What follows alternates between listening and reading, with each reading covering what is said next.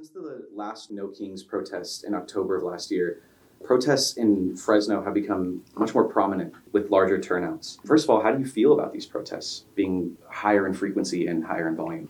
Protesting is a very important, perhaps even essential part of American political life, really.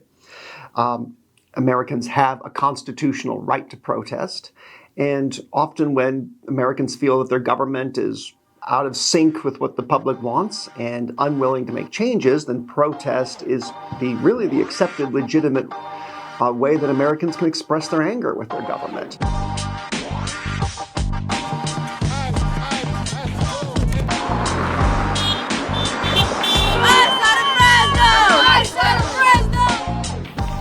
Last October in 2025, one of the No Kings protests estimated around 7 million participants across the country, spanning over 2,700 cities, all protesting President Donald Trump and the current administration. Fresno was one of these cities, with thousands of people coming out to show their support. But what's interesting is since then, the prominence of these protests in the community has only grown. Immigration and Customs Enforcement, or ICE for short, has been ramping up their activity across the U.S. lately, driving around in unmarked vehicles with masks, guns, and kidnapping individuals.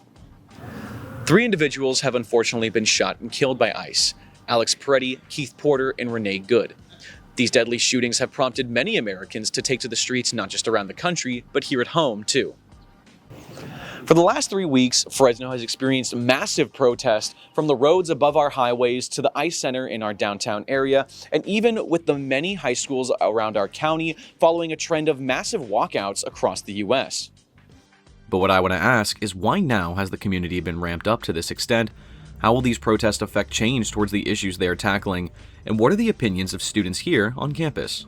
I feel proud because honestly, I'm happy that they're doing all of that and advocating, because my dad actually got taken by ICE a couple years back, and we were trying to get it into the media, but they didn't want to cover it at that time. And I guess it was like people didn't think it was that major of a problem back then, until now they're seeing it more. It's more in the media, and it's like finally people are realizing that this is happening. But it's been happening though. Well, I mean, I've always been really passionate about like social justice and things that like injustices in the world.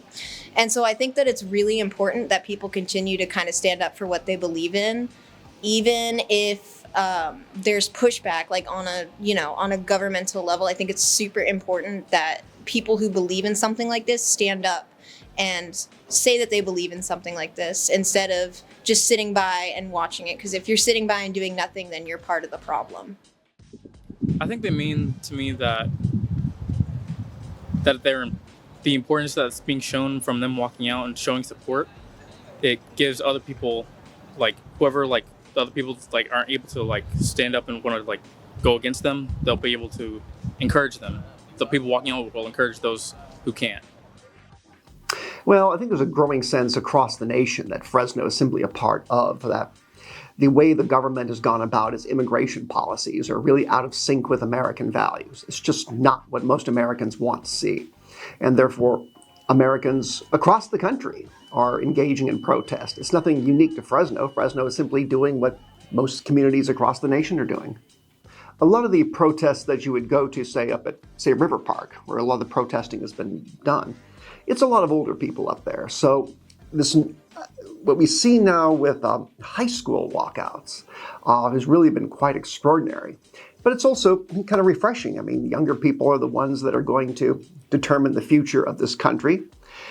It's nice to see that, to a large extent, younger people hold a lot of the same values as older people, that Americans, young and old, are very upset with what this government's doing in immigration and willing to stand up and protest.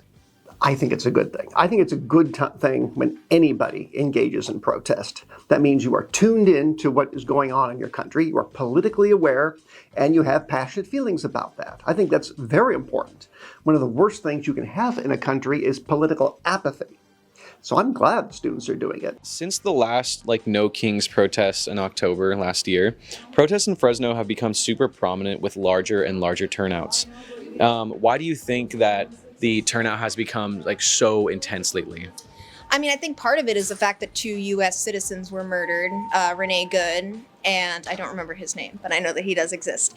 And I think that that murder has been a huge kind of catalyst for a lot of people who saw the video, who saw what happened, who saw that a woman was murdered in the middle of the street in cold blood. I think that that has a lot to do with it, and I think the fact that there is so much content related to this, and there's so much awareness out there now that people are finally realizing that enough is enough. I think because some people can relate to their parents being taken, because some of those people could have parents being taken, and they want to walk out to go against that. What kind of change do you think that these protests will have against the issues they represent? Well, certainly we have a difficult, highly contested midterm election coming up. The President of the United States himself is not on the ballot, but all members of the U.S. House of Representatives are, 1/3 of the Senate. And it's close in terms of running for control of the House of Representatives, and some of that is going to come through the Central Valley, particularly down in Mr. Valadeo's district. So a strong show of resistance to the administration's immigration policies could have a fairly profound effect on, say, David Valadeo, or a Republican member of Congress, and may change the way that he approaches and deals with the administration. So I think in that sense, it's very important. It also means that a lot of people are probably going to turn out to vote in a midterm election, perhaps more so than most, and that could really shake up the dynamics of the election. And then what kind of change do you hope to see? Because we talked about change, but what kind of change do you want to see from these protests? I mean, I want ICE out. I don't think that ICE has the right to be here, and I think that the continued pressure is super necessary and important to raise awareness about what's happening in the streets and what's happening to our communities. I think it's super duper important that we continue to put the pressure on this administration, we continue to hold them accountable, and we get ICE out of our communities for good. I think that just because that they walk out, it might not change a lot, but it will change some perspective of other people. Okay. Let's say the ambassadors or whoever runs the county. Is it safe to say that the frequency of these protests is only going to grow as these issues persist? I would think so. There's absolutely no reason to believe that they wouldn't. They've been increasing in frequency. I suspect they're going to increase in frequency. And part of the reason is this, in my opinion.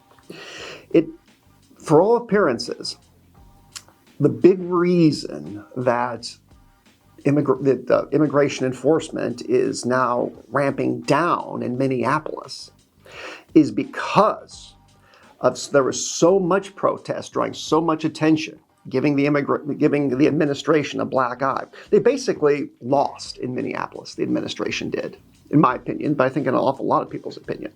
That shows that protesting works.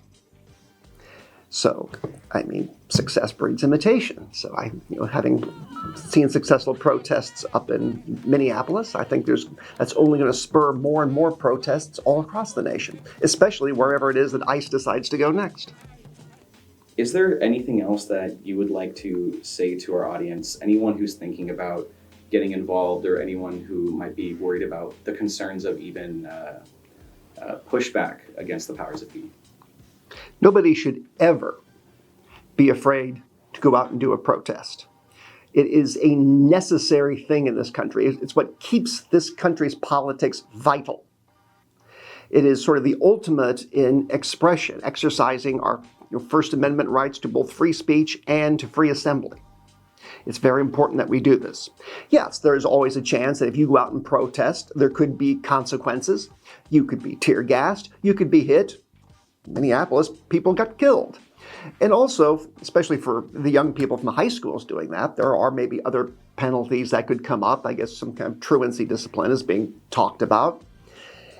But to really make a protest meaningful, there has to be some kind of potential cost to it. The greater the cost is, the more impressive is the act of protest.